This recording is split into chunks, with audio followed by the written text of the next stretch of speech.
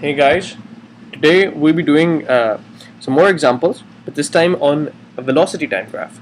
So, as you can see here, we have a question and we have a velocity time graph.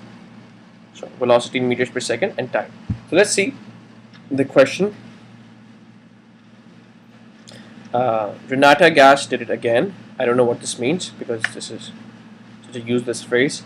She failed to fill up her tank during the last 4 weeks. The velocity time graph below represents the last 6 seconds of motion of a car before being stranded on a highway en route to her university. So this is the velocity time graph. Okay, all right. So she was going to her university. This is the person. This is the girl here, and we just draw a girl just for your intuition. This is the girl, and she was going in her car. Okay, I am much worse than I thought I was at drawing. Okay, she was going in her car, and during her way, her car stopped, or because of the fuel. So she first stopped, for example, stopped here. Now, for example, this is this point. And obviously her car started to slow down, and it went for 6 seconds, as you can see, and eventually she came to a halt at this point. So this is what happened. So this is the question, if you can get the intuition. So let's see what the question asks us: the acceleration of Renata's car. So we know from a speed time graph we can find out the acceleration by the gradient of the curve. So simply let's just look at the gradient here, and we can see that the line is sloping downwards. This is a decreasing line. So I can predict that she will have a negative gradient, let's say, for now.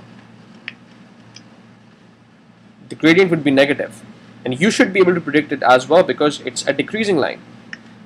Negative gradient in a velocity time graph would mean deceleration or negative acceleration here, which would mean the car is not increasing, which is the case in acceleration. It increases the speed. Here it will be decreasing the speed, and we can imagine that if the car is coming to a stop, it would be slowing down, it would be decelerating, not accelerating. So we can predict all of these things before even starting to solve. So let's see, let's find the gradient. Let's take this one point and this one point here. This point, as we know how to find the gradient. This point is 0 and 20, and this point is 6 and 0. Now let's find the gradient. M is equals to 0 minus 20 divided by 6 minus 0. This would give me minus 20 over 6. So if I just use my calculator, my gradient would be minus 20 divided by 6, which is a minus 3.33 repeating. This is meters per second square. This means a repeating sign means it's continuing, minus 3.333333. So you can just write the two decimal places and just say it's repeating. So this is my gradient, which means I have an acceleration of minus 3.333 meters per second square, or I can say a deceleration of 3.33 meters per second square. You don't need to write the minus sign when you're saying deceleration, because it has already conveyed the message that it's slowing down, so you don't need a minus sign. This means a minus sign in this case means that it's slowing down. So here it means it's slowing down. Let's see the next part.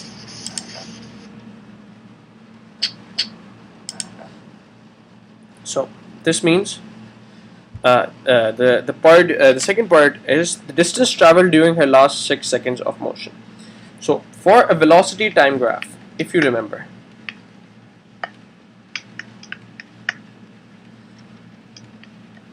the displacement or distance moved is given by the area under a velocity time graph. So if you find the area under the velocity time graph, you can find the distance moved simply.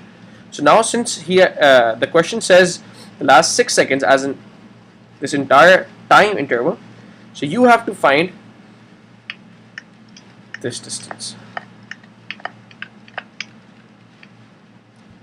and this distance would be given by the area under the line, this area till here. So since we know that this is a triangle, we can find the area of a triangle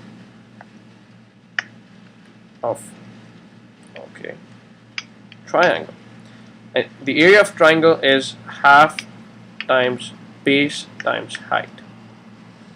So this is my base and this is my height. So let's see, the base is 6, the height is 15, 16, 17, 18.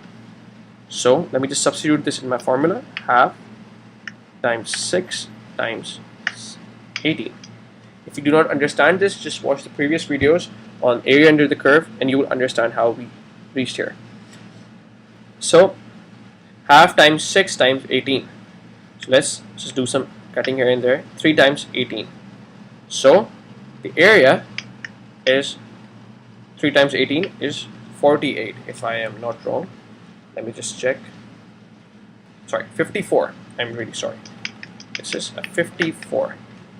So since we know the area under the graph gives us the displacement, so the displacement or distance in this case is 54 meters.